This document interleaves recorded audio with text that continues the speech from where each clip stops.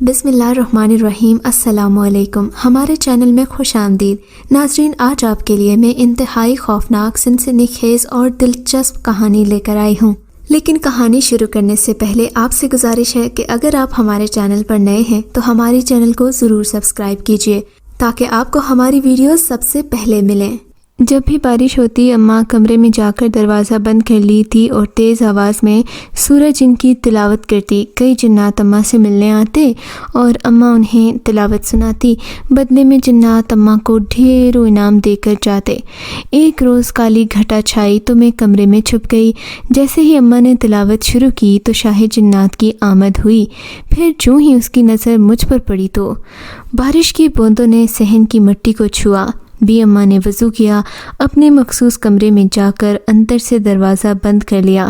میں اندر جانا چاہتی تھی مگر مجھے معلوم تھا کہ میری یہ کوشش بھی اماں ہرگز کامیاب نہیں ہونے دیں گی، اس لیے صبر کے گھونٹ پی کر چپ ہو کر بیٹھ گئی۔ ذرا دیر بعد کمرے سے ان کی خوبصورت اور پرسوز آواز سنائی دینے لگی۔ وہ قرآن مجید کی تلاوت کر رہی تھیں۔ خدا نے بھی اماں کو بڑی ہی دلکش آواز سے نوازا تھا۔ جب جب وہ تلاوت کرتی، دل چاہتا بس سنتی ہی رہوں، سنتی ہی جاؤں۔ دل بے ساختہ تڑپ اٹھتا، آنکھوں سے اشکوں کی جھڑی لگ جاتی، مگر نہ جانے کیا بات تھی۔ بھی اماں کبھی بھی برآمدے یا صحن میں بیٹھ کر تلاوت نہیں کرتی تھیں، ہمیشہ اسی مخصوص کمرے میں بیٹھ کر تلاوت کرتی اور تلاوت کرنے سے پہلے دروازے کو اندر سے کنڈی لگا دیتی۔ اس کمرے سے عجیب سی خوشبوئیں اٹھتی ہوئی محسوس ہوتی جن سے سارا گھر مہک سا جاتا تھا۔ ایسے میں کسی کو بھی اندر آنے کی اجازت نہیں تھی، مگر پھر بھی مجھ سے رہا نہیں گیا۔ کچھ عرصے سے میں دروازے کے پاس جا کر ان کی تلاوت سننے لگی تھی۔ آج بھی جب وہ کمرے کا دروازہ بند کر چکی تو میں دروازے سے کان لگا کر بیٹھ گئی۔ ان کی دلکش اور مسحور کن آواز سن کر میرے دل کو تسکین ملنے لگی۔ وہ سورہ جن کی تلاوت کر رہی تھیں۔ اچانک میں بری طرح چونک اٹھی۔ اندر سے بھی اماں کے علاوہ کسی اور کی آواز سنائی دی۔ السلام علیکم ورحمۃ اللہ وبرکاتہ۔ ارے یہ بھی اماں کے کمرے میں کون ہے؟ یہ آواز ان کی تو نہیں؟ اور پھر دروازہ بھی بند تھا۔ میں تو کافی دیر سے یہاں بیٹھی کتاب پڑھ رہی تھی، میرے سامنے تو کوئی اندر نہیں گیا۔ پھر یہ آواز تو کسی مرد کی لگتی ہے۔ بھلا بھی اماں کے کمرے میں کسی آدمی کا کیا کام؟ میں نے حیرت سے سوچا۔ پھر مجھے بھی اماں کی آواز سنائی دی۔ وہ سلام کا جواب دے رہی تھی تو میں مزید الجھن میں پڑ گئی۔ آخر یہ کیا چکر ہے؟ بھی اماں تلاوت کرنے لگیں۔ ان کی پرسوز آواز نے مجھے مزید کچھ سوچنے کا موقع نہیں دیا۔ بھی اماں دراصل میری دادی تھیں اور ان کا اصل نام تو زہرا بتول تھا، مگر محلے میں وہ بھی اماں کے نام سے پکاری جاتی تھیں۔ متناسب قد و قامت، شریری جسامت، گورا رنگ اور پر نور سا جگمگاتا ہوا چہرہ، عام طور پر سفید لباس پہنا کرتی تھیں۔ میں نے جب سے ہوش سنبھالا تھا بھی اماں کو ہی دیکھا تھا۔ پروقار سے بھی اماں اکثر خاموش ہی رہا کرتی تھیں۔ ان کی بہت سی باتیں مجھے سمجھ نہ آتیں۔ کمرے میں بند ہو کر تلاوت کیا کرتیں اور اس دوران تیز اور مسحور کن خوشبو کا آنا مجھے حیران کرتا۔ اسی لیے عمر کے ساتھ ساتھ میرا تجسس بھی بڑھتا جا رہا تھا، مگر مجھے بے حد تعجب تھا۔ میرا خیال تھا کہ وہ خود یہ خوشبو لگاتی ہیں، مگر صرف دوران تلاوت ہی کیوں، عام اوقات میں کیوں نہیں لگاتی؟ اور اگر وہ لگاتی ہیں تو ہم سب کو اور باقی بچوں کو تیز خوشبو لگانے سے کیوں منع کرتی ہیں؟ اس معاملے میں وہ بے حد سختی کرتی تھیں۔ میرے اور میری پھوپھی ساتھ سمینہ کے بال بہت خوبصورت تھے، مگر بھی اماں کی طرف سے ہمیں انہیں کھلا چھوڑنے کی اجازت نہیں تھی، اور یہ ہدایت صرف ہمارے لیے نہیں تھی بلکہ محلے بھر کی نوجوان لڑکیوں کو وہ سختی سے تاکید کیا کرتیں کہ کوئی بھی اس گھر میں ننگے سر یا کھلے بالوں کے ساتھ داخل نہ ہو۔ محلے بھر کے لوگ بھی اماں کا بہت احترام کرتے تھے۔ شاید اس کی وجہ یہ تھی کہ بھی اماں نے تقریباً سارے محلے کے بچوں کو قرآن مجید پڑھایا تھا، بلکہ اب ان کے سابق شاگردوں کے بچے بھی اماں کے ساتھ ہی پڑھ رہے تھے۔ بھی اماں بھری جوانی میں بیوہ ہو گئی تھیں، تب ان کی عمر محض 25 سال تھی۔ انہیں اپنے شوہر سے محبت تھی۔ کہتے ہیں کہ ان کی آواز میں یہ سوز، یہ درد اسی جدائی اور کرب کی دین تھا۔ دادا جان کی موت کے بعد بھی اماں کی طرف سہارے کے لیے کئی ہاتھ بڑھے مگر انہوں نے بڑی سختی سے ہر ایک کو منع کر دیا۔ اپنے اور بچوں کے گزر بسر کے لیے انہوں نے محلے کے بچوں کو درس قرآن مجید دینا شروع کر دیا، جس سے انہیں گزارے لائق پیسے مل جاتے۔ یوں ان کی زندگی سکون سے گزرنے لگی۔ بچے بڑے ہوئے تو انہیں کچھ سہارا ہوا، مگر پھر ایک اور آزمائش ان کے لیے موجود تھی۔ ایک حادثے میں میرے والدین بھی چل بسے۔ بیٹے اور بہو کی موت نے انہیں بالکل توڑ پھوڑ دیا۔ ایسے میں انہیں پھپھو بلقیس بانو نے سنبھالا۔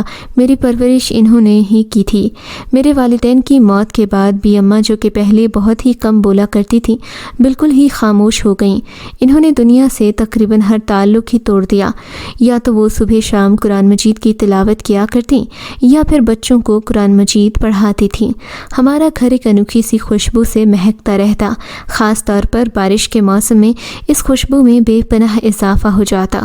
مجھے بچپن سے ہی تجسس رہتا کہ آخر اس عجیب سی خوشبو کا منبع و مرکز کیا ہے، آخر اس کے پیچھے راز کیا ہے۔ بچپن میں تو بھی اماں کی ڈانٹ ٹپٹ کے خوف سے کچھ نہ کر سکی، مگر جوانی کی دہلیز تک پہنچتے پہنچتے مجھ میں کافی ہمت آ گئی تھی۔ میں نے اس راز کی تہہ تک پہنچنے کا فیصلہ کیا اور ایک روز مجھے موقع مل ہی گیا۔ ایک روز جب بارش ہونے لگی تو لائٹ چلی گئی، چاروں طرف گپ اندھیرا چھا گیا۔ میں نے موقع مناسب سمجھا اور جب تک بھی اماں وضو کرنے گئیں میں چپکے سے ان کے کمرے میں گھس گئی، دروازہ بند کر دیا، موبائل کی لائٹ جلا کر کمرے کا جائزہ لینے لگی۔ وہ ایک عام اور سادہ سا کمرہ تھا جس کے فرش پر چٹائی بچھی ہوئی تھی اور ایک طرف ایک چارپائی پڑی تھی، ایک طرف طاق میں خوبصورت سے غلاف میں لپٹا قرآن پاک رکھا تھا۔ چارپائی کے علاوہ وہاں ایک عمدہ قسم کی کرسی اور ایک بڑا سا جستی صندوق رکھا تھا۔ آہٹ ہوئی تو میں چونک گئی، بھی اماں آ رہی تھیں، اگر مجھے یہاں موجود دیکھتی تو ہاتھ پکڑ کر باہر نکال دیتی۔ میں نے جلدی سے موبائل کی لائٹ آف کر کے صندوق کے پیچھے پناہ لی اور سانس روک کر بیٹھ گئی۔ بھی اماں اندر آئیں، بڑی عقیدت اور احترام سے قرآن پاک اٹھا کر پڑھنے لگیں۔ ان کی سحر آفریں آواز میں کمرے نے فسوں طاری کر دیا تھا۔ میں ہمہ گوش ہو کر سن رہی تھی کہ اچانک میں نے کمرے کی فضا میں کوئی تبدیلی محسوس کی۔ کچھ سرسراہٹیں سنائی دے رہی تھیں، جیسے کئی لوگ وہاں اکٹھے ہو رہے ہوں، پھر کرسی چرچرائی جیسے اس پر کوئی بیٹھا ہو۔ اس کے ساتھ وہی مسحور کن خوشبو پھیل گئی جو اکثر و بیشتر محسوس ہوتی تھی۔ السلام علیکم، کسی نے مردانہ آواز میں سلام کیا۔ وعلیکم السلام، بھی اماں نے سلام کا جواب دے کر سورہ جن کی تلاوت شروع کر دی۔ میں ہکا بکا سی پھٹی پھٹی آنکھوں سے دیکھ رہی تھی۔ آخر کون ہیں یہ لوگ؟ نظر کیوں نہیں آتے؟ کہیں یہ جن یا بھوت تو نہیں؟ میں کانپ گئی، گویا میں اس وقت جنوں سے بھرے کمرے میں بیٹھی تھی۔ اوف اللہ، کتنا بھیانک تصور ہے یہ۔ لیکن بھی اماں تو ایسے بیٹھی ہیں جیسے وہ اپنے جیسے عام انسانوں کے بیچ میں بیٹھی ہوں۔ کوئی ڈر، کوئی خوف ان کے چہرے سے ظاہر ہی نہیں ہو رہا ہے۔ کہیں میں کوئی خواب تو نہیں دیکھ رہی؟ میں نے خود کو چٹکی کاٹ کر دیکھا، نہیں، یہ کوئی خواب نہیں، حقیقت ہے۔ میں دم سادھے اپنے خوف پر قابو پانے کی کوشش کرتی بیٹھی رہی۔ کچھ دیر بعد بھی اماں نے تلاوت ختم کی تو سرسراہٹیں پھر سے سنائی دیں۔ ساتھ ہی کسی نے خوبصورت آواز اور انداز میں کہا، جزاک اللہ، خدا آپ کو اجر دے، ہماری طرف سے یہ نذرانہ قبول فرمائے۔ بھی اماں نے شکریہ کہا اور اس کے ساتھ ہی ایک بار پھر سناٹا چھا گیا۔ شاید وہ نادیدہ مخلوق جا چکی تھی۔ بھی اماں نے قرآن مجید کو غلاف میں لپیٹ کر طاق میں رکھا، پھر صندوق کی طرف آئیں۔ مجھے ڈر لگا کہ کہیں وہ مجھے دیکھ نہ لیں، مگر خیریت گزری۔ انہوں نے صندوق کھولا اور کوئی چیز اس میں رکھ کر تالا لگا دیا۔ میں صندوق کی آڑ سے انہیں دیکھنے لگی۔ انہوں نے اس تالے کی چابی اسی طاق میں رکھی جس میں قرآن پاک رکھا تھا، پھر آہستہ آہستہ چلتی ہوئی باہر چلی گئیں۔ آخر بھی اماں ہم سے یہ بات اب تک چھپاتی کیوں رہیں کہ ان کی تلاوت سننے جنات بھی آتے ہیں اور انہیں ان سے ڈر بھی نہیں لگتا؟ میں نے تعجب سے سوچا، شاید وہ اس لیے نہیں بتاتی کہ کہیں ہم سب ڈر نہ جائیں۔ میں نے خود ہی اپنے سوال کا جواب دے دیا اور کچھ سوچتے سوچتے میری آنکھ لگ گئی۔ رات کا نہ جانے کون سا پہر تھا، فضا میں خنکی پھیل رہی تھی۔ میں منہ کمبل میں دیے سو رہی تھی جب کسی نے آہستہ سے میرے چہرے سے کمبل اتار دیا۔ میری آنکھ کھل گئی، شاید کھڑکی سے آتی ہوا کے جھونکے کی وجہ سے کمبل اتر گیا ہے۔ میں نے سوچا اور دوبارہ کمبل اوڑھ لیا، لیکن تھوڑی دیر بعد کسی نے پھر اتار دیا۔ اس بار کسی کی گہری تیز سانسوں کی آواز بھی سنائی دی۔ میں خوف سے ساکت ہو گئی۔ آخر یہ سب کیا ہو رہا ہے اور یہ سانسوں کی آواز کس کی ہے؟ میں نے سہم کر سوچا۔ میں کمرے میں اکیلی تھی، مگر اب لگ رہا تھا کہ کوئی اور بھی یہاں موجود ہے، کوئی نادیدہ ہستی۔ کون ہے یہاں؟ میں نے ہمت کر کے پوچھا۔ جواب میں بس گہرا سناٹا ہی چھایا رہا۔ میں ساری رات جاگتی اور ڈرتی رہی۔ صبح کے قریب میری آنکھ لگ گئی۔ صبح کو میں اٹھی تو حسب معمول سب ٹھیک تھا۔ دن کے اجالے میں میرا ڈر بھی کم ہو چکا تھا، مگر میں ایک بار پھر اس کمرے میں جانا چاہتی تھی، اس صندوق کو دیکھنا چاہتی تھی کہ آخر اس میں کیا رکھا تھا بی اماں نے۔ جنات نے انہیں جو نذرانہ دیا تھا وہ کیا تھا؟ اب میں جب تک ان سوالوں کے جواب حاصل نہ کر لیتی تب تک مجھے سکون نہیں مل سکتا تھا۔ خوش قسمتی سے مجھے دوپہر کو یہ موقع مل گیا جب بی اماں دادا جان کی قبر پر فاتحہ خوانی کے لیے چلی گئیں۔ پھپھو اور پھپھا جان بھی اس کے ساتھ چلے گئے تھے۔ گھر میں میرے بھائی کے علاوہ میرے کزنس تھے جو اپنے اپنے کمروں میں بند تھے۔ میں موقع غنیمت جانتے ہوئے بی اماں کے خاص کمرے میں گھس گئی اور دروازہ بھیڑ کر میں نے طاق سے چابی اٹھائی اور صندوق کھول لیا۔ اندر نظر ڈالتے ہی میری آنکھیں حیرت اور بے یقینی سے پھٹ پڑیں۔ صندوق میں بہت خوبصورت اور بیش قیمت سامان رکھا تھا۔ عمدہ قسم کے کپڑے، سونے کے جڑاؤ زیورات، ہیرے اور جوہر، نہ جانے کیا کیا رکھا تھا۔ سب سے اوپر ایک چھوٹی سی مخملی ڈبیا رکھی تھی۔ میں نے اسے کھولا تو میری آنکھیں چندھیا گئیں۔ ہیرے کا سیٹ، بہت ہی خوبصورت سا لاکٹ۔ میرا دل للچایا، کیوں نہ یہ لاکٹ میں اپنے پاس رکھ لوں؟ آخر کو بی اماں کی کوئی چیز پرائی تو نہ تھی۔ میں نے یہ سوچ کر لاکٹ اٹھایا مگر پھر واپس رکھ دیا۔ مجھے چوری کرنا پسند نہیں تھا۔ بنا اجازت کے لاکٹ کو اٹھانا بھی چوری کے ہی زمرے میں آتا تھا۔ میں نے سب چیزیں جوں کی توں واپس رکھیں، تالا لگایا اور کمرے سے نکل آئی، لیکن وہ لاکٹ میرے ذہن سے محو نہ ہوا۔ اپنے کمرے میں آ بیٹھی اور کتاب اٹھا کر مطالعہ کرنے میں مصروف ہو گئی، مگر اب کتاب میں میرا دل نہیں لگ رہا تھا۔ کاش کوئی مجھے بھی ایسا لاکٹ تحفے میں دیتا، میں نے بڑی حسرت سے سوچا۔ اچانک پھڑپھڑاہٹ کی تیز آواز سنائی دی۔ میں نے گردن موڑ کر دیکھا، کمرے کی کھڑکی کھلی اور کھڑکی میں ایک کبوتر تھا۔ یہ کوئی زیادہ تعجب کی بات نہ تھی، میرے کمرے میں اکثر پرندے آ جایا کرتے تھے، مگر جس چیز نے مجھے حیران کیا وہ اس کے گلے میں لٹکی ہوئی مخملی تھیلی تھی، جس پر بڑے بڑے الفاظ اور خوبصورت لکھائی میں وردہ بطول کے لیے لکھا ہوا تھا۔ اپنا نام دیکھ کر میں حیرت زدہ سی اٹھی اور آہستہ آہستہ چلتی ہوئی اس کے قریب آئی۔ کبوتر نے پھر اڑان بھری اور میرے پاس آ کر بیٹھ گیا۔ میں نے اس کے گلے سے بندھی تھیلی اتاری تو وہ جیسے آیا تھا ویسے ہی اڑ گیا۔ میں نے تھیلی کھولی تو دم بخود رہ گئی۔ یہ تو ویسا ہی لاکٹ تھا جیسا میں نے بی اماں کے صندوق میں دیکھا تھا، لیکن مجھے یہ لاکٹ کس نے بھیجا، اور جس نے بھیجا اس نے خود کیوں نہیں دیا؟ کبوتر کے ذریعے کیوں ہی بھیجا؟ میں نے اس لاکٹ کو نکالا تو اندر ایک رکا بھی نظر آیا۔ میں نے جلدی سے اسے کھولا۔ لکھا تھا، پیاری وردہ بطول، آپ کی رعنائی نے ہمارے دل کو بے قرار کیا۔ اس سے پہلے ہماری آنکھوں نے کئی لوگ دیکھے ہیں، مگر جو بات آپ میں ہے وہ کسی میں نہ تھی۔ ہمارے اس تحفے کو قبول کیجیے گا۔ اس خط کو پڑھ کر مجھے سخت حیرت ہوئی۔ آخر کون تھا یہ شخص؟ اسے میرے نام کا کیسے پتہ؟ اور چلو نام کا پتہ بھی تو کسی نہ کسی طرح لگا لیا ہوگا، مگر اسے یہ کیسے علم ہوا کہ یہ لاکٹ مجھے پسند آ گیا تھا اور میں اس کے بارے میں سوچ رہی تھی؟ بھلا کوئی شخص کسی کی سوچ پڑھ سکتا ہے؟ سوال بے شمار تھے مگر جواب نتارت۔ باہر سے کسی کی آہٹ سنائی دی تو میں نے جلدی سے لاکٹ اور وہ رکا واپس تھیلی میں ڈال دیا۔ آہٹ قریب آتی جا رہی تھی۔ اس سے پہلے کہ میں تھیلی کو کہیں چھپا سکتی، سمینہ اندر داخل ہوئی۔ اب تھیلی کو چھپانے کا کوئی موقع نہیں تھا، سو میں نے وہ رائٹنگ ٹیبل کے برابر میں رکھی ہوئی ردی کی ٹوکری میں ڈال دی۔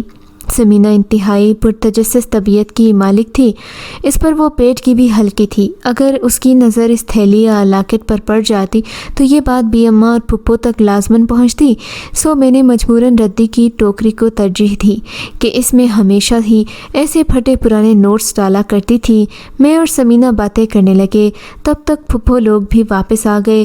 کھانا کھانے کے بعد میں نہانے چلی گئی۔ باتھ روم سے نکلی تو سمینہ کو بیٹھے دیکھا۔ آ جاؤ وردہ، فلم دیکھتے ہیں۔ وہ لیپ ٹاپ لیے بیٹھی تھی۔ تم فلم لگاؤ، میں آ رہی ہوں، میں نے بالوں میں برش پھیرتے ہوئے کہا۔ برش رکھ کر واپس ہوئی تو کسی چیز سے ٹکرا گئی۔ وہ ردی کی ٹوکری ہی تھی جو اپنی جگہ کے بجائے راستے میں اوندھی پڑی تھی۔ میرا دل مٹھی میں آ گیا۔ یہ یہاں کیا کر رہی ہے؟ میں نے جلدی سے اسے سیدھا کیا۔ خالی ٹوکری میرا منہ چڑھا رہی تھی۔ وہ ردی والا آیا تھا۔ سرمد نے سارے فالتو کاغذ اور رسالے اسے دے دیے، وہی سے ادھر پھینک گیا تھا۔ سمینہ نے لاپرواہی سے کہا۔ اف خدایا، میں چکرا گئی۔ یعنی لاکٹ گیا ہاتھ سے؟ میں نے افسردگی سے سوچا۔ کیا ہوا؟ تم اتنی کیوں پریشان ہو گئی؟ سمینہ مجھے غور سے دیکھتے ہوئے بولی۔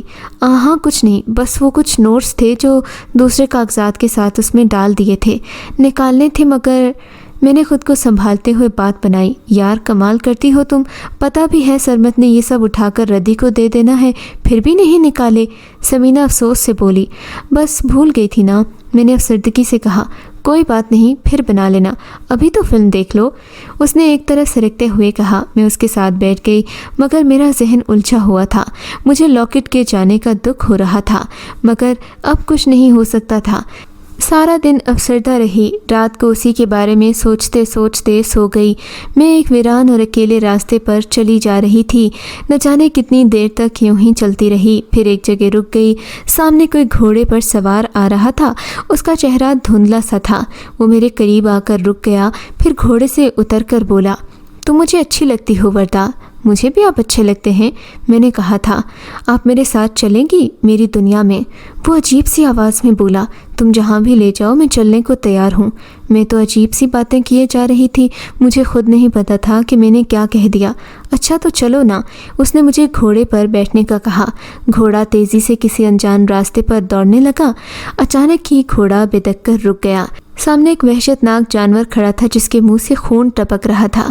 اس نے خونخوار نظروں سے ہماری طرف دیکھا اور حملہ کرنے کو دوڑا۔ میں نے زور سے چیخ ماری اور پھر اگلے ہی لمحے میری آنکھ کھل گئی۔ او خدایا، یہ تو خواب تھا۔ میں نے سکون کا سانس لیا۔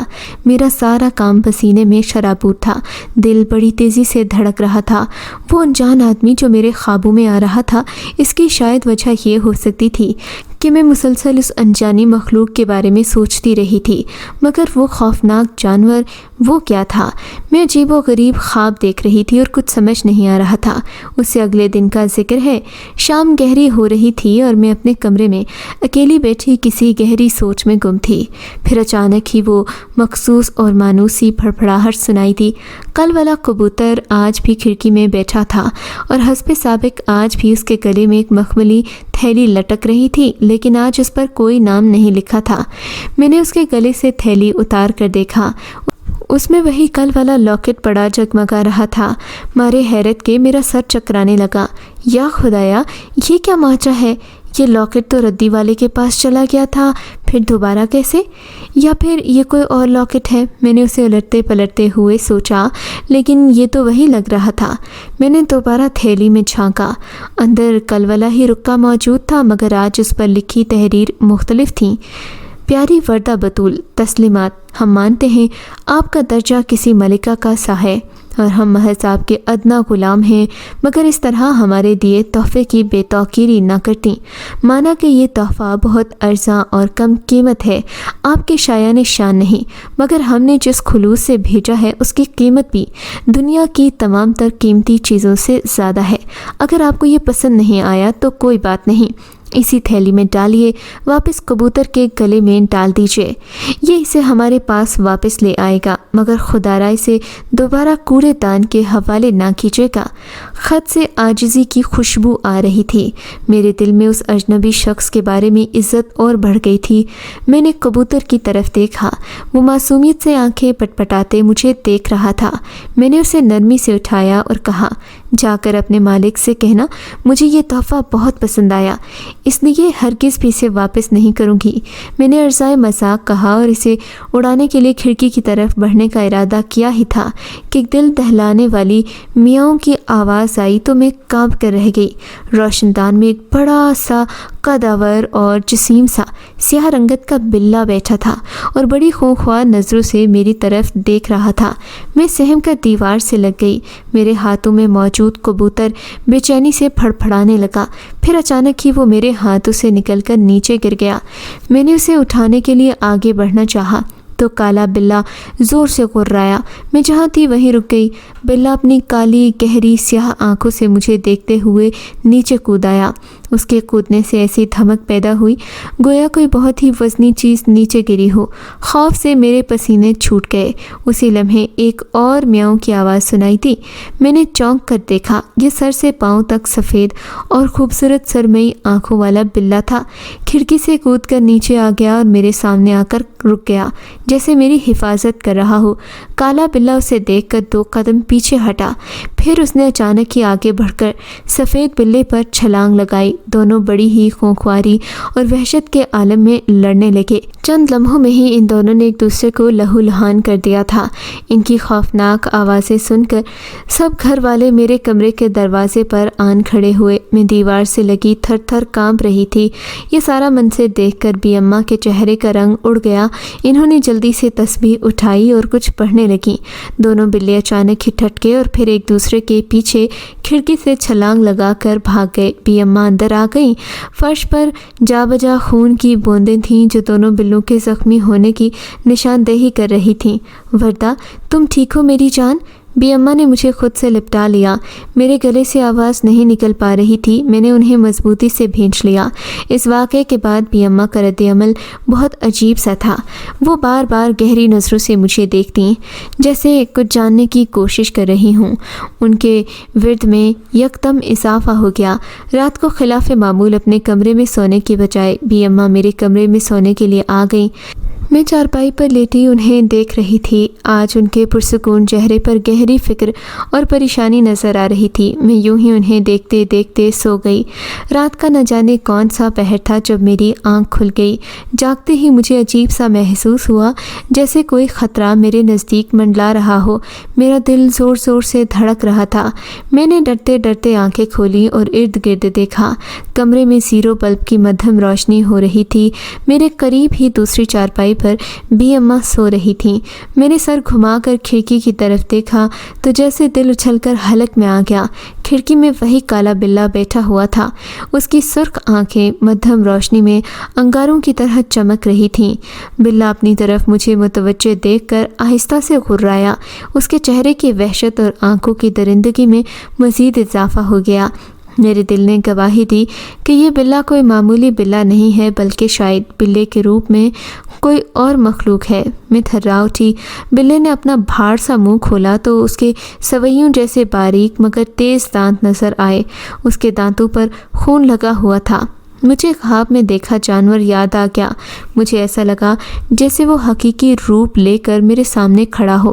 اس کی غراہٹ لمحہ بلمحہ بلند ہو رہی تھی۔ وہ جارحانہ انداز میں میری طرف بڑھ رہا تھا۔ میں نے ہلنے کی کوشش کی مگر خوف سے میرا سارا وجود بے جان ہو رہا تھا۔ میں نے اپنی پوری طاقت جمع کی اور زور سے چلائی، بی اماں! بی اماں چونک کر بیدار ہو گئیں۔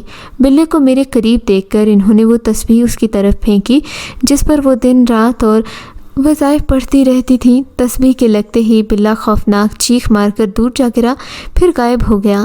بی اماں لپک کر میری طرف آئیں اور مجھے بازو میں لے کر تسلی دینے لگیں۔ میں ان کے گلے لگ کر رو پڑی۔ بی اماں، کہ یہ سب کیا ہے؟ یہ بلا کون ہے؟ اس نے مجھ پر کیوں حملہ کیا؟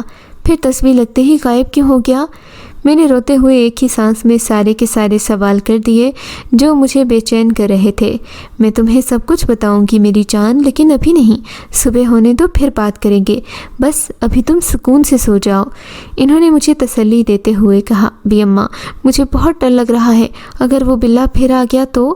میں نے سہم کر پوچھا، ڈرنے کی ضرورت نہیں ہے میری بچی، میں ہوں نا، میرے ہوتے ہوئے بھلا کوئی میری وردہ کو چھو بھی سکتا ہے؟ اور فکر مت کر، اب وہ دوبارہ نہیں آئے گا۔ انہوں نے شفقت سے میرے بال سہلاتے ہوئے کہا۔ ان کی باتوں سے مجھے کچھ حوصلہ ملا۔ بی اماں میرے بالوں میں انگلیاں پھیرتی رہیں تو مجھے گہری نیند آ گئی۔ دوبارہ جب میری آنکھ کھلی تو فجر کی اذان ہو چکی تھی۔ بی اماں وضو کر کے نماز پڑھ رہی تھیں۔ میں نے بھی اٹھ کر وضو کیا، نماز پڑھ کر اللہ سے بری چیزوں سے حفاظت کی دعا مانگنے لگی۔ اپنے ارد گرد میں نے حصار بھی کھینچا اور وظائف سے فارغ ہو کر بھی اماں نے کہا، وردہ رات والے واقعے کا گھر میں کسی سے ذکر مت کرنا۔ انہوں نے مجھے تاکید کی تو میں نے فرما برداری سے سر ہلایا، نہیں کروں گی بھی اماں۔ وہ چپ چاپ کچھ سوچنے لگی۔ میں منتظر تھی کہ وہ کچھ بتائیں گی، مگر انہوں نے مجھ سے خود ہی پوچھ لیا، وردہ کیا تم میرے مخصوص کمرے میں گئی تھی؟ میں گڑبڑا گئی، نہیں تو۔ میں صاف مکر گئی، جھوٹ مت بولو وردہ، مجھے معلوم ہے تم وہاں گئی تھی، اگر نہ جاتی تو یہ سب کچھ شروع ہی نہ ہوتا۔ سارے واقعات گھر میں کسی اور کے ساتھ تو نہیں پیش آئے، صرف تمہارے ارد گرد ہی یہ سب کیوں ہو رہا ہے؟ اس کا صحیح اور واضح مطلب ہے کہ تم اس جگہ گئی تھی جہاں جانے سے میں نے سب کو منع کیا ہوا ہے، مگر تم باز نہیں آئیں۔ انہوں نے سخت لہجے میں کہا تو میں شرمندہ ہو گئی۔ جی ماں جی، میں گئی تھی، میں نے شرمندہ لہجے میں کہا۔ کیا ہم وجہ پوچھ سکتے ہیں کہ کیوں؟ انہوں نے مجھے گھورتے ہوئے پوچھا۔ میں اپنے تجسس پر قابو نہیں پا سکی، کیونکہ یہ کہتے ہوئے میں نے انہیں ساری باتوں سے آگاہ کیا۔ وہ پریشانی سے سنتی رہیں۔ تم نے میری حکم عدولی کر کے اچھا نہیں کیا وردہ، تم نے خود ہی مصیبت کو آواز دے دی ہے۔ وہاں کوئی عام انسان تو نہیں تھے جو نظر آتے، سب جنات تھے۔ اس زمین کی طاقتور ترین مخلوق تھی وہاں۔ تمہیں کچھ سمجھ نہیں آیا تھا تو تم مجھ سے پوچھ لیتی، میں تمہیں بتا دیتی، مگر تم نے۔ انہوں نے پریشانی سے اپنی بات ادھوری چھوڑ دی۔ میں سہم کر دادی کو دیکھنے لگی۔ ان کا رد عمل میری توقع کے بالکل خلاف تھا۔ آج سے پہلے میں نے کبھی انہیں اتنا پریشان نہیں دیکھا تھا۔ اب کیا ہوگا بھی اماں؟ میں نے سہمی آواز میں پوچھا۔ ہوگا وہی جو اللہ نے طے کر رکھا ہے، مگر اپنی سی کوشش ہم بھی ضرور کریں گے، انہوں نے پرسوچ لہجے میں کہا تو میں نے بھی سر ہلا دیا۔ لیکن بھی اماں، وہ بلا کیسا تھا؟ کیا وہ بھی جنات میں سے تھا؟ میں نے سوال کیا۔ ہاں، وہ بھی ان میں سے ایک تھا، اور ہاں وردہ، تم آئندہ چند دن کے لیے گھر سے باہر نہیں جاؤ گی۔ انہوں نے یہ کہہ کر تصویر اٹھا لی اور آنکھیں بند کر کے ورد کرنے لگیں۔ شاید اب اس بارے میں مزید کوئی بات نہیں کہنا چاہتی تھیں۔ میں مایوس ہو کر وہاں سے اٹھ گئی۔ دن چڑھ آیا تھا، گھر میں سب جاگ گئے تھے۔ کچھ دیر بعد قرآن مجید پڑھنے والے بچے آئے تو بھی اماں ان کے پاس چلی گئیں۔ میں تنہائی پاتے ہی پھر سے ان واقعات کے بارے میں سوچنے لگی۔ بھی اماں نے مجھے اچھی خاصی ڈانٹ ٹپٹ کی تھی، مگر وہ بھی تو ٹھیک ہی کہہ رہی تھیں۔ یہ سارا سلسلہ تبھی سے شروع ہوا جب سے میں اس کمرے میں گئی تھی۔ وہیں پر وہ لاکٹ ملا اور ارے لاکٹ سے یاد آیا کہ اس تھیلی کو تو میں بھول ہی گئی، نہ جانے وہ کہاں گئی۔ یہ کہتے ہوئے میں نے تھیلی کو ڈھونڈنے کی کوشش کی تھی۔ دیکھو تو الماری میں تو نہیں رکھی۔ میں نے خود کلامی کرتے ہوئے الماری کھولی۔ اوہ، یہ تو یہاں ہے۔ تھیلی ذرا دراز میں سامنے ہی رکھی تھی۔ لاکٹ کے بارے میں بھی اماں کو بتاؤں یا نہ بتاؤں، میں سوچنے لگی۔ نہ جانے وہ میرے بارے میں کیا سوچیں، کہیں مجھے چور نہ سمجھ بیٹھیں۔ میں نے فی الحال انہیں بتانے کا ارادہ ملتوی کرتے ہوئے کاغذ اور لاکٹ نکال لیا تھا۔ چند لمحے دیکھتی رہی، پھر اسے واپس ڈالنے کی بجائے گلے میں ڈال دیا۔ پھر نہ جانے کون سے جذبے کے زیر اثر میں اس کاغذ کو اپنی انگلی کے پوروں سے چھونے لگی۔ پھر وہ ہونے لگا جس کی مجھے قطعاً توقع نہیں تھی۔ میرے انگلی کے پوروں سے چھوتے ہی وہ لکھی ہوئی تحریر مٹ گئی اور ایک سیکنڈ بعد اس پر نئے الفاظ چمکنے لگے۔ سلام، کیسی ہیں آپ وردہ؟ میں ہکا بکا سی اس نئی تحریر کو دیکھ رہی تھی۔ آخر یہ کیا تھا؟ کیا یہ لاکٹ، یہ کاغذ بھی کسی جن نے بھیجا ہے یا یہ کوئی شخص یا کوئی جادوگر ہے؟ میں حیرانی اور بے یقینی سے سوچنے لگی۔ آپ مجھ سے اس کاغذ کے ذریعے ہی بات کر سکتی ہیں۔ کاغذ سے اس قلم پر جو لکھیں گی وہ مجھ تک لازماً پہنچ جائے گا۔ کاغذ پر نئے الفاظ ابھرے اور معدوم ہو گئے۔ کیا مجھے بات کرنی چاہیے یا نہیں؟ نہ جانے کون ہے، کیسا ہے؟ میں شش و پنج میں مبتلا ہو گئی۔ کر ہی لینی چاہیے، کم از کم یہ تو پتہ چلے گا نا کہ یہ کون ہے۔ میں نے قلم اٹھایا اور لکھا، آپ کون ہیں؟ میری لکھی ہوئی تحریر بھی چند لمحوں کے بعد مٹ گئی۔ میں وہی ہوں جو آپ سے باتیں کرنا چاہتا ہوں، اس نے لکھا۔ کیا آپ کا کوئی نام نہیں ہے؟ میں نے پوچھا۔ اس دنیا میں کوئی بے نام نہیں پھرتا، میرا بھی ایک نام ہے، اس کی طرف سے جواب آیا۔ تو بتائیں کیا نام ہے آپ کا؟ اس بار میں نے کچھ ادا سے پوچھا تھا۔ خاکسار کو عالی قدر کہتے ہیں، دوسری طرف سے جواب دیا گیا۔ عالی قدر؟ کتنا مختلف نام ہے، میں نے مسکراتے ہوئے سوچا۔ عالی قدر، کیا آپ جادوگر ہیں؟ میں نے پوچھا۔ نہیں، ایک لفظی جواب آیا۔ تو پھر کون ہے؟ میرا خوف بڑھنے لگا۔ اگر میں آپ کو بتا دوں تو کیا آپ مجھ پر یقین کر لیں گی یا مجھ سے خوف تو نہیں کھائیں گی؟ اس کا جواب پڑھ کر میری رگوں میں خون سنسنانے لگا، دل تیزی سے دھڑکنے لگا۔ نہیں آپ بتائیے، میں بلا وجہ ڈرنے والوں میں سے نہیں ہوں، میں نے بہادر بننے کی کوشش کرتے ہوئے کہا۔ تو سنیے، میں ایک جن زادہ ہوں، جنات کا بادشاہ۔ بالآخر حقیقت کھل ہی گئی تھی۔ میرے ہاتھ سے کاغذ چھوٹ کر نیچے جا گرا۔ جن زادہ، جنات کا بادشاہ، میرا رواں لرز گیا۔ تو مجھ پر کوئی جن، بلکہ معمولی جن نہیں، جنات کا بادشاہ عاشق ہو گیا تھا۔ میں نے کپ کپاتے ہوئے ہاتھوں سے کاغذ اٹھایا جس پر ایک نئی تحریر لکھی ہوئی تھی۔ میں جنات کا بادشاہ ہوں، مگر مجھ سے ڈرنے کی کوئی ضرورت نہیں ہے، کیونکہ میں آپ کو کوئی نقصان نہیں پہنچاؤں گا۔ میں آپ کو پسند کر رہا ہوں۔ اس دن جب آپ کی دادی قرآن مجید پڑھ رہی تھیں اور آپ چھپ چھپ کر بیٹھی ہوئی تھیں، میں بھی وہاں موجود تھا۔ میں نے اسی دن آپ کو دیکھا تھا اور آپ کو دیکھتے ہی میں آپ سے محبت کر بیٹھا، مگر اظہار کا کوئی طریقہ نہ تھا، ورنہ آپ ڈر جاتی۔ سو میں نے یہ لاکٹ بھیجا تاکہ آپ کو میری پسندیدگی کا علم ہو سکے اور اس کے ذریعے آپ سے بات بھی ہو سکے۔ اس لاکٹ کو پہنے رکھیے، جب بھی مجھے رابطہ کرنا ہوگا یہ لاکٹ کچھ گرم ہو جائے گا، اس کے علاوہ یہ آپ کی حفاظت بھی کرے گا۔ اس کی آخری بات پر میں چونکی۔ کیسی حفاظت اور کس سے؟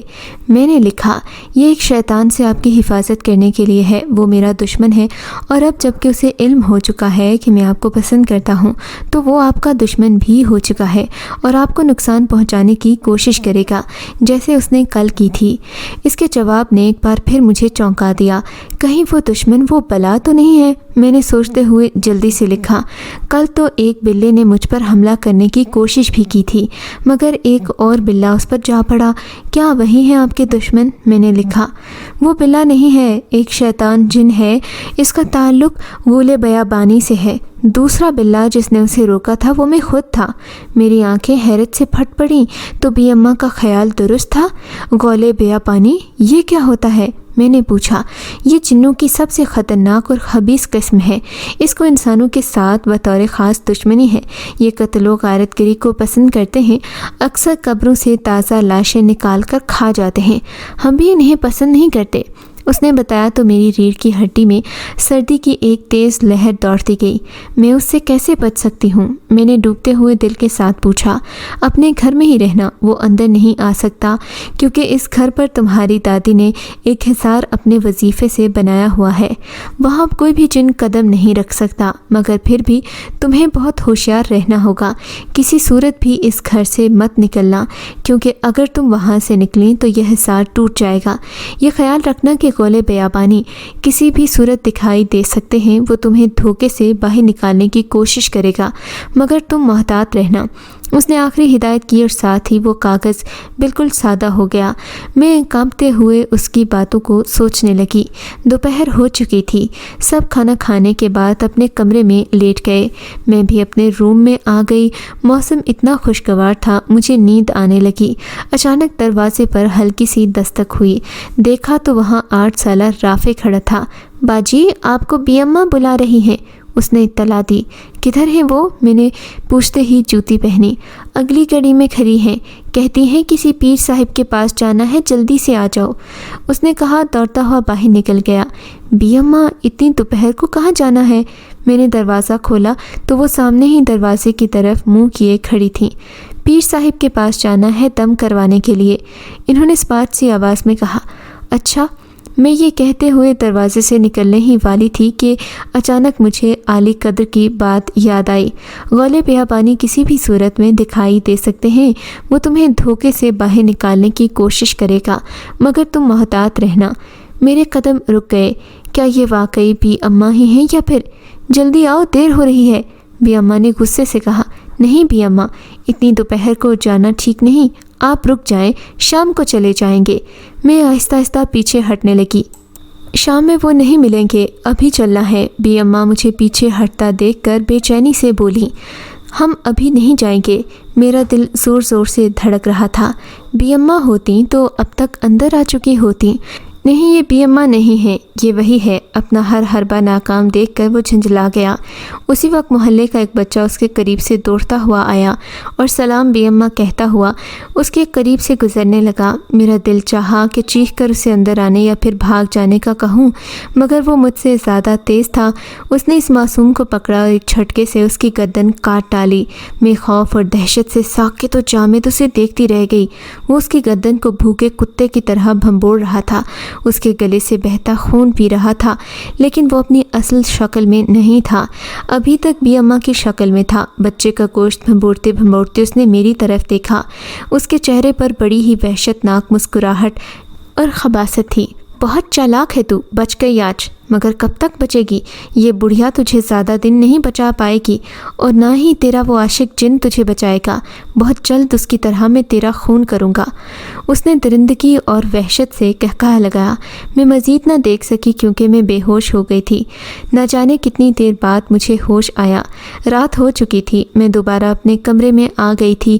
بی اماں کے علاوہ وہاں سب گھر والے بیٹھے ہوئے تھے۔ ان کے چہرے بھی بہت اترے ہوئے تھے اور ستے ستے لگ رہے تھے۔ بی اماں کو دیکھتے ہی گلی کا منزل یاد آ گیا۔ میں انہیں بڑی مشکل سے اپنی ابکائی روکی۔ تم نے کیا دیکھا تھا گلی میں وردا؟ سمینہ میری پھوپھی ذات نے پرتجسس لہجے میں کہا۔ کچھ نہیں، کچھ بھی تو نہیں دیکھا تھا میں نے، بس وہاں سے گزر رہی تھی کہ اچانک سے سر چکرا دیا اور گر گئی۔ میں نے اسے وہ سب بتانا نہیں تھا، ورنہ اس کے وہ بے معنی اور فضول سے سوالات شروع ہو جاتے کہ بس حد نہیں۔ لیکن میں یہ ضرور جاننا چاہتی تھی کہ جو کچھ میں نے دوپہر کو دیکھا وہ سچ ہی ہے یا محض نظر کا دھوکہ تھا۔ سچی بات تو یہ تھی کہ اس شیطان کو بی اماں کے روپ میں دیکھنے کے بعد مجھے شدید ڈر لگنے لگا تھا، اور میں ابھی بھی بہت ڈری ہوئی تھی۔ وردا، پتہ ہے گلی میں بہت افسوسناک اور ہولناک واقعہ ہو گیا، سمینہ نے دکھی سی آواز میں کہا۔ وہ خالہ جنتے کا پوتا تھا، نا انعام علی، اسے کسی نے بڑی ہی بے دردی سے مارا ہے، گردن کاٹ دی اس کی۔ صرف اتنا نہیں، اس کی گردن اور باقی جسم بہت بری طرح چبا ڈالا۔ میرے رونگٹے کھڑے ہو گئے، یعنی وہ سب نظر کا دھوکہ نہیں تھا بلکہ حقیقت تھی۔ میری آنکھوں سے آنسو رواں ہو گئے۔ معصوم بے گناہ مارا گیا، محض میری وجہ سے اس شیطان نے اس کی جان لے لی تھی۔ مجھے روتا دیکھ کر بی اماں نے سب کو مجھے اکیلے چھوڑنے کا حکم دے دیا۔ کمرہ خالی ہو گیا تو وہ میرے پاس ہی بیٹھ گئی تھیں۔ مجھے اب بھی ڈر لگ رہا تھا۔ مجھ سے اصل بات پوچھنے لگیں جب میں نے انہیں گلی میں پیش آنے والے واقعے کے بارے میں بتا دیا، اور پھر وہ بھی پریشان ہو گئیں۔ اس کا مطلب تو یہی ہے کہ وہ کبھی بھی کسی کے لیے بھی خطرہ بن سکتا ہے اور کسی کی بھی جان لے سکتا ہے، وہ پریشان لہجے میں بولیں۔ بالکل، میں نے سسکتے ہوئے کہا۔ تم پریشان نہ ہو، اللہ سب ٹھیک کرے گا۔ وہ مجھے تسلی دے کر اٹھ گئیں۔